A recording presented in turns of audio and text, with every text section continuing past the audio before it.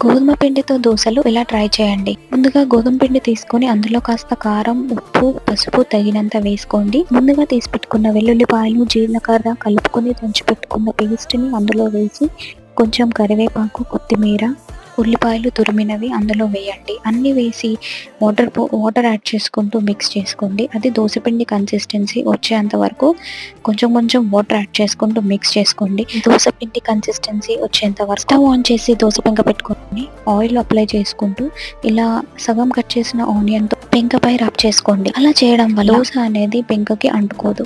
So ఇలా దోస ఈజీగా వేసేసుకొని ఇలా దోస వేయగానే ఆ పెంక పైన మీరు ప్లేట్ ఏదైనా కానీ ఆ దోస పైన కప్పారంటే దోస చాలా నీట్‌గా వస్తుంది. చాలా టేస్టీగా ఉంటుంది. ఈ వీడియో గనుక నచ్చితే లైక్ చేయండి. నా ఛానల్‌కి సబ్స్క్రైబ్ చేయండి guys. Thanks for watching. Bye.